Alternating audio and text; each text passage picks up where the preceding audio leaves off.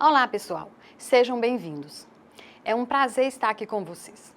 Eu sou a professora Valéria e vamos trabalhar hoje a disciplina Nação, Raça, Etnia, Identidade e Diferença. Peço que anotem as dúvidas para depois postarem no nosso fórum Tira Dúvidas. E para que tenhamos um bom resultado, será necessária a dedicação de vocês nos estudos e atividades da sala virtual. Mas também é muito importante que vocês leiam os textos disponibilizados na sala virtual. Então vamos lá. Nossa disciplina tem por objetivo tratar dos sentidos de raça, nação, etnia, identidade e diferença. Com isso, discutir questões importantes para a compreensão de nosso mundo. Na nossa sala virtual, eu disponibilizei o texto do professor Kabengele Munanga, que faz uma abordagem conceitual das noções de raça, racismo, identidade e etnia. Esse foi o texto utilizado no primeiro fórum. Na aula de hoje, eu vou dar um enfoque na questão da identidade e do multiculturalismo. Então, vamos começar falando de identidade. O Stuart Hall, autor do texto que disponibilizei para vocês, faz uma análise das transformações em torno do significado de identidade. E é em cima desse texto que será a nossa aula de hoje. E por que falar de identidade? Por que falar em identidade? Atualmente, muito se tem dito que estamos vivendo uma crise de identidade, um momento de perda de identidades e valores. Então, vamos entender melhor o que isso significa. Hall começa abordando a identidade no decorrer do processo histórico. Identidades estas que estão atreladas a uma concepção de sujeito. Bom, ele fala de 3 sujeitos. Então vamos começar pelo sujeito do iluminismo. Vamos entender o que foi o iluminismo. O iluminismo foi um conjunto de ideias desenvolvidas na Europa que se fizeram sentir a partir do século XVIII. Mas ele já vinha lá desde o século XVII, principalmente na França. O iluminismo defendia o racionalismo como valor essencial da sociedade. Então, nós temos uma renovação no pensamento científico. O homem torna-se um ser racional. Ele se torna livre do pensamento predominante até então, que é o religioso. Portanto, o sujeito do iluminismo é um sujeito que concebe a pessoa humana como um indivíduo centrado, unificado e racional. Stuart Hall vai descrever o sujeito sociológico da seguinte maneira: a noção de sujeito sociológico reflete a crescente complexidade do mundo moderno. A identidade no sujeito sociológico é formada na relação com outras pessoas. Assim, a identidade preenche o espaço entre o interior e o exterior, entre o mundo individual e o mundo público. Esse sujeito, com uma identidade unificada e estável, está se fragmentando. Todos os elementos que levaram a uma estabilidade identitária se quebraram, se fragmentaram. Assim, o sujeito passa a ser composto não de uma única, mas de várias identidades, que por vezes são contraditórias ou não estão resolvidas no seu interior. No dizer de Stuart Hall, os valores que compunham a identidade e que asseguravam nossa conformidade subjetiva com as necessidades objetivas, elas estão entrando em colapso, como resultado de transformações estruturais e institucionais. Tudo passa a ser provisório, tudo passa a ser variável e problemático. Todo esse processo que a gente descreveu aqui acima produziu o sujeito pós-moderno. E o sujeito pós-moderno, salienta o autor, é conceitualizado como não tendo uma identidade fixa, essencial ou permanente. Com o sujeito pós-moderno, a identidade torna-se flexível e móvel. A identidade é formada e continuadamente transformada, tendo como base as formas pelas quais compreendemos o mundo à nossa volta. É, portanto, definida historicamente e não biologicamente. Então, tentamos fazer até aqui um esboço simplificado do que são essas noções de sujeito, mas para a compreensão de vocês para o que está por vir. Mas vamos partir para algo mais concreto, para a gente tentar entender, né, como é que funciona esse jogo de identidades. Então, o que está em jogo na questão das identidades? Os exemplos abordados por Stuart Hall estão ligados à política. Vamos entender como isso funciona. O autor coloca o seguinte, abre aspas, em 1991, o então presidente americano Bush, ansioso por restaurar uma maioria conservadora na Suprema Corte americana, encaminhou a indicação de Clarence Thomas, um juiz negro de visões políticas conservadoras. Fecha aspas. O que o presidente americano fez foi jogar com as identidades. Ele, Bush, avaliou que os eleitores brancos, que poderiam ter preconceitos em relação aos negros, poderiam apoiar Thomas por seu conservadorismo em se tratando de igualdade de direitos. E aqueles outros eleitores, que eram negros, que apoiam políticas liberais em questões de raça, apoiariam Thomas por ele ser negro. Thomas foi acusado de assédio sexual por uma mulher negra. Esse fato polarizou a sociedade americana. Muitos se posicionaram a favor da mulher e outros se posicionaram a favor de Thomas. As identidades que estão em jogo nesse caso dizem respeito ao fato de ser mulher, de ser homem, de ser negro e de ser liberal. Envolveu, portanto, questões políticas, questões em torno da cor, do sexo e da classe social, uma vez que Anita era uma funcionária subalterna e Thomas fazia parte da elite. Vamos considerar agora alguns elementos. As identidades eram contraditórias, abre aspas. Elas se cruzavam ou se deslocavam mutuamente, salienta Stuart Hall. As contradições atuavam tanto fora, na sociedade, atravessando os grupos políticos estabelecidos, quanto dentro da cabeça de cada indivíduo. Nenhuma identidade singular, por exemplo, a de classe social, podia alinhar todas as diferentes identidades com uma identidade mestra única, abrangente. Então, eu espero que a nossa breve exposição tenha ajudado vocês a entenderem melhor o conceito de identidade. Passemos agora à questão do multiculturalismo. Para essa questão, vamos trabalhar também com Stuart Hall, especificamente um texto chamado A Questão Multicultural, que está dentro do seu livro chamado Da Diáspora. Convém fazer uma distinção entre o multicultural e multiculturalismo. Multicultural é um termo que qualifica. Um país multicultural tem diferentes culturas convivendo e tentando construir uma vida em comum, ao mesmo tempo em que cada um tenta preservar algo de sua identidade original.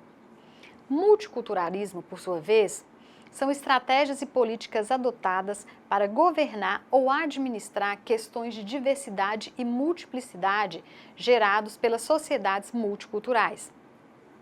Os dois termos são, portanto, interdependentes, de forma que se torna impossível separá-los. O ismo do multiculturalismo tende a convertê-lo em doutrina política, mas não é. O multiculturalismo não representa um estado de coisas já alcançado. Há distintas sociedades multiculturais e multiculturalismos bastante diversos, como, por exemplo, o multiculturalismo conservador, o multiculturalismo liberal, o multiculturalismo pluralista, comercial, corporativo, crítico ou o revolucionário. Vamos falar aqui de alguns desses modelos. Os adeptos do multiculturalismo conservador são conhecidos por insistir em incorporar a diferença às tradições e costumes de uma maioria. O multiculturalismo liberal, enquanto prática e estratégia política, procura integrar os diferentes grupos culturais o mais rápido possível à sociedade, baseado numa cidadania individual universal, permitindo certas práticas culturais particularistas apenas no domínio privado. Então, o que é chamado de multiculturalismo comercial adota como estratégia a ideia de que, se a diversidade for reconhecida publicamente por todos, então todos os problemas de diferenças culturais serão resolvidos e serão dissolvidos no consumo privado. O multiculturalismo, ele não é uma doutrina, é uma ideia e uma ideia muito, mas muito questionada. As críticas surgem de todos os lados. Da direita conservadora, que prega uma pureza e integridade cultural da nação, A crítica também vem dos liberais por acreditar que o culto da etnicidade e a busca da diferença ameaçam o caráter universal e neutro do Estado liberal, o que acaba por comprometer, na visão deles, a liberdade individual. As críticas ao multiculturalismo vêm também pelos modernizadores de distintas convicções. Dentro da esquerda, alguns argumentam que o multiculturalismo privilegia cultura e identidade em detrimento das questões consideradas por eles como mais importantes, como as econômicas e as materiais. Existem aqueles que apontam as várias versões de um multiculturalismo de boutique, que privilegia o comércio e o consumo e celebra a diferença, sem fazer a diferença. Aqui cabe um exemplo muito esclarecedor. Hoje, atualmente, vemos muito mais homens negros nas capas das grandes revistas, mas os jovens negros ainda são aqueles que mais morrem nas periferias dos grandes centros. Os corpos masculinos, negros, eles se deslocaram de forma notável do gueto das drogas para as capas das revistas de moda, enquanto seus corpos verdadeiros continuam onde sempre estiveram, nas cadeias ou nas estatísticas de violência ou assassinados. A questão que se apresenta com relação ao termo multiculturalismo é a seguinte: pode este conceito, que tem tantos significados, ter algo a dizer? Ou ao contrário, vamos pensar assim, será que sua condição contestada não constitui o seu valor? O que fica de toda essa polêmica é que, se há algo no multiculturalismo que vale a pena, é que nós precisamos encontrar formas de manifestar publicamente a importância da diversidade cultural e de integrar as contribuições das pessoas de cor na sociedade. E é isso que realmente importa nas discussões relativas ao multiculturalismo. Agora eu faço um questionamento. Em se tratando da sociedade brasileira, até onde isso é possível? Até onde vamos conseguir avançar nessas questões com este modelo de sociedade? Eu proponho que nós reflitamos sobre isso, vocês reflitam sobre isso. Passemos agora as condições que tornaram possível o multiculturalismo. As sociedades multiculturais, pessoal, elas não são um fenômeno novo. As migrações e os deslocamentos acontecem há muito tempo mesmo. Os impérios grego, romano, islâmico, otomano e europeu foram todos, de formas variadas, multiétnicos e multiculturais.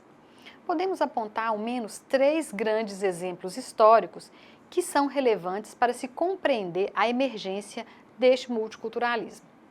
O primeiro deles é o fim do sistema imperial europeu e das lutas pela descolonização e independência nacional, em vários lugares, na África, Mas os problemas advindos do colonialismo e do pós-colonialismo, em alguma medida, se ajustam à ideia de multiculturalismo. Este se intensificou e sofreu mudanças no pós-Segunda Guerra Mundial, em virtude das novas configurações no mapa mundial.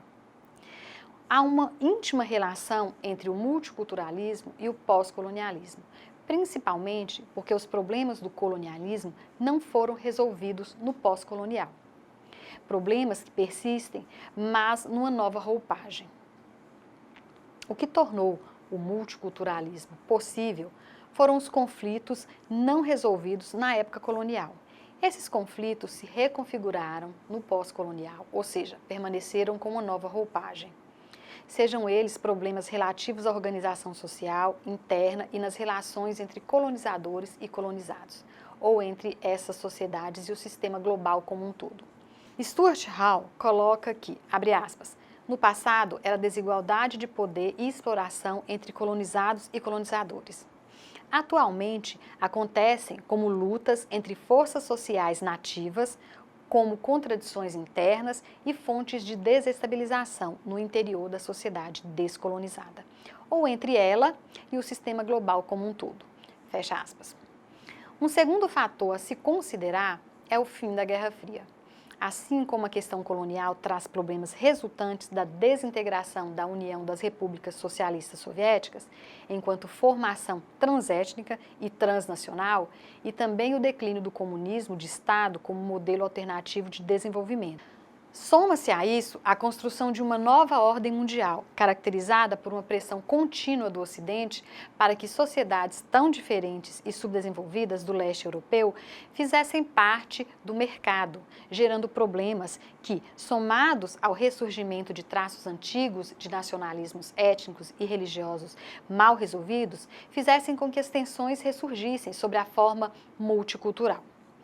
O terceiro fator a se considerar é a globalização. É bom lembrar que a globalização não é algo novo. A exploração e a colonização europeias foram as primeiras formas de globalização.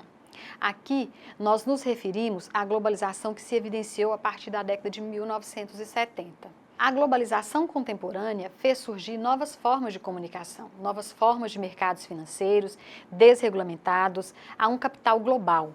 As novas formas de comunicação fizeram surgir e incrementar indústrias culturais. O sistema é global, pois sua tarefa de operações é planetária, mas nem todos são afetados de forma igual. O processo não produz resultados iguais para todo mundo. A globalização tende a produzir uma homogeneização, mas, paralelamente a isso, vemos uma multiplicação subalterna da diferença.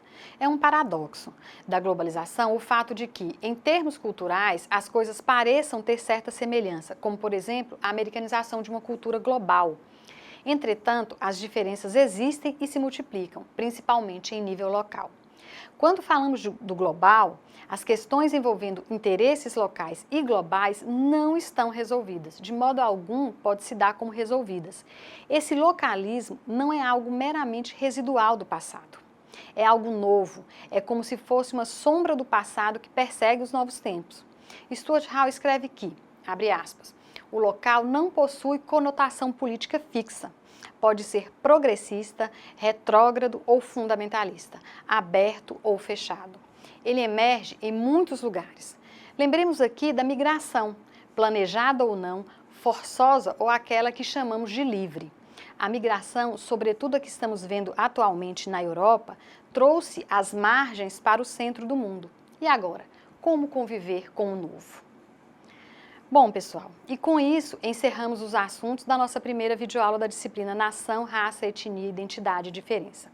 Eu espero que vocês tenham gostado e que tenham compreendido ao menos um pouco do que vimos aqui hoje.